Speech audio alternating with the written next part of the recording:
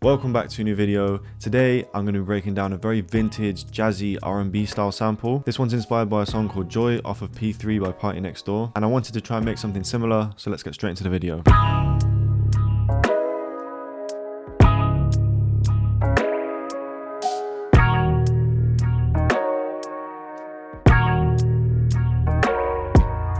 First of all, before we get into making the beat, the song Joy is actually in 6/8 time signature. If you want to know how to recognize when a song is in a different time signature, you just listen to the drums. I feel like that's the best way to notice it. When you hear the drums on Joy, rather than going 1, 2, 3, 4, they go 1, 2, 3, 1, 2, 3. That means there's 6 counts in each bar. To change the time signature in FL Studio, you'll need to go to Options, Project General Settings, and then here numerator, denominator, so I've changed it to 6 and 8. The first thing I did was load up this postcard piano. I was going for a very vintage feel, so I wanted to make sure it wasn't a super clean piano, it had a bit of character to it. So I started off with this progression.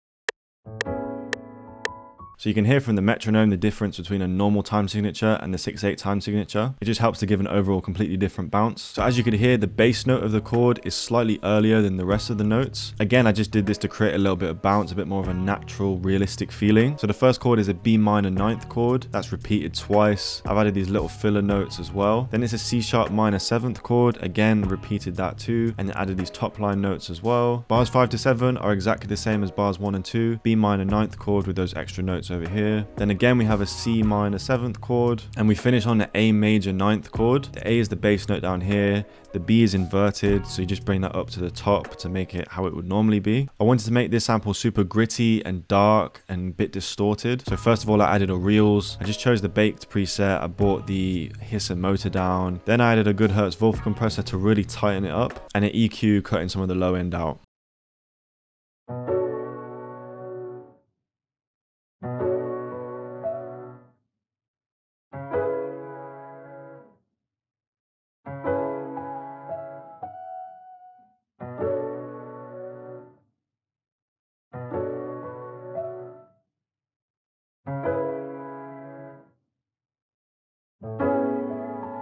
Obviously there's empty space before those chords, so I wanted to fill that up. I decided to add an electric guitar. This is from the Evolution Strawberry Bank in Contact.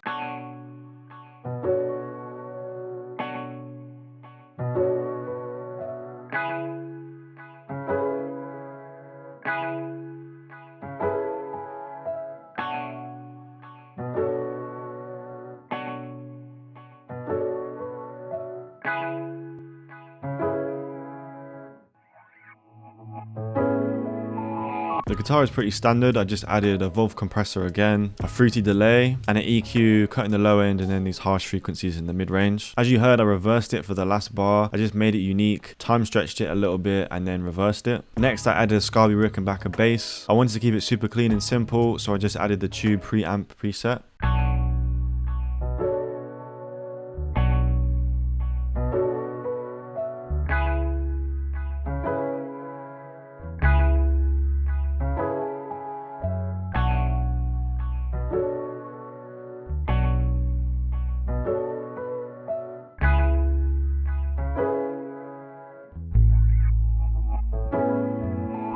To carry on with the jazzy kind of theme, I wanted to add some brass. Now personally, I find it really hard to replicate good sounding realistic brass sounds. So I went onto Splice and found some loops that I liked. As you can see, I added these chops here. They're all reversed. Without any effects on, it sounds like this.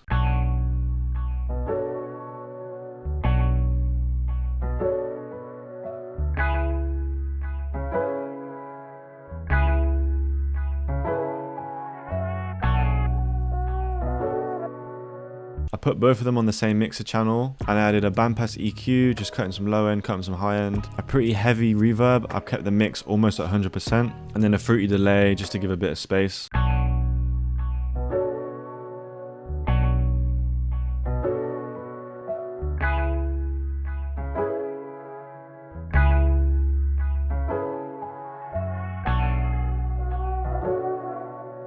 In terms of the melodics, that's all the elements, but if you were sampling an actual jazz song, it would have drums and percussion and stuff in, so I wanted to try and replicate that. For the drums, I started off with this snare, very simple, and also this kick. It's just hitting on the beginning of every bar. They're both on the same mixer channel, and I just put a bandpass EQ to cut some low end, cut some high end out.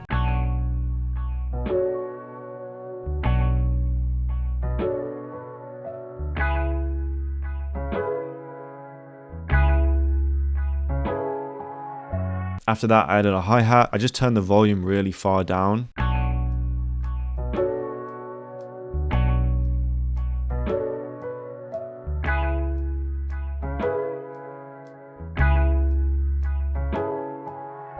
Next, I just added a ride that hits on the 1.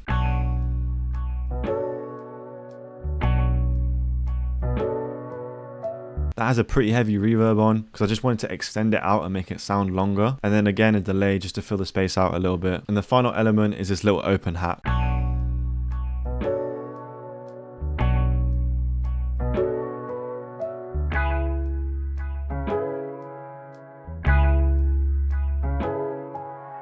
So those are all the drum elements. One extra thing that I did do was bring the swing knob up to about 50%. I've been doing this a lot lately with my drums, especially with more unique drums, whether it's Afro beats or jazzy stuff like this. I feel like it just helps with the more natural swing. After that, I just structured the sample out a little bit, so there's different elements and different sections. So the first 8 bars has all the elements, the bass, the guitar, the piano, the trumpets. For the second 8 bars, I took out the bass because obviously someone who's flipping it might not want a bass in every single section. For the third 8 bars, I took out the guitar, so it's a bit more spaced out. I brought the bass back in, and then for the final 8 bars, I took out the bass again and the trumpets. So finally, I just bounced it all to audio, so I have everything in one audio file. I actually pitched it down by 1 semitone, and then I added an EQ, cut some real low end out, and then a few of these mid-range frequencies, and then finally I added this compressor just to tighten the sound up a little bit and take out some of the peaks. So the final sample sounds like this.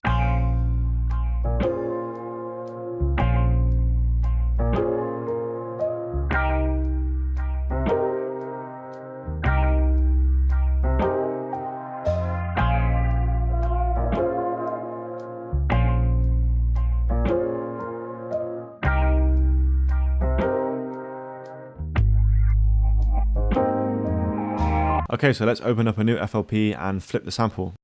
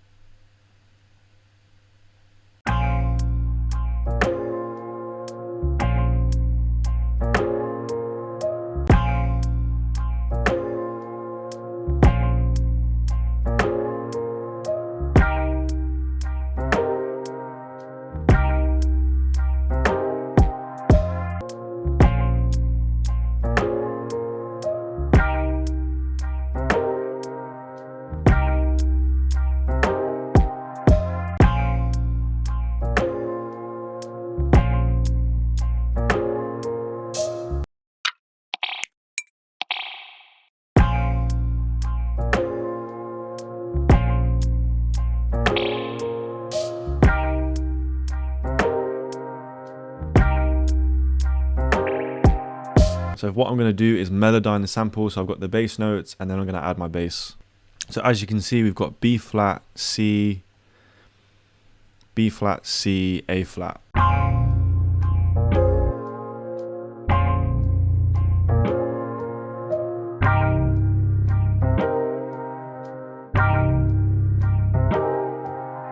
Now the bass notes are hitting a little bit too low for my liking, so I'm going to pitch the whole thing up maybe 2 or 3 semitones.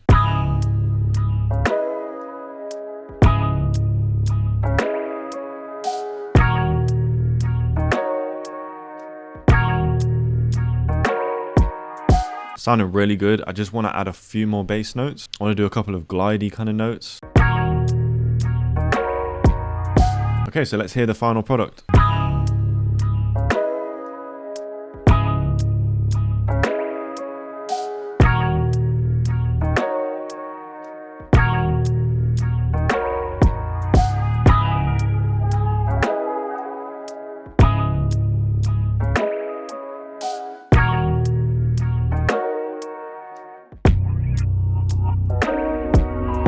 Okay, so that's today's video. I really hope you guys enjoyed this one. I had a lot of fun making this and I feel like it turned out really good. If you guys want to see more stuff like this, let me know. Leave a comment down below. Obviously, don't forget to like and subscribe, and I'll see you in the next one.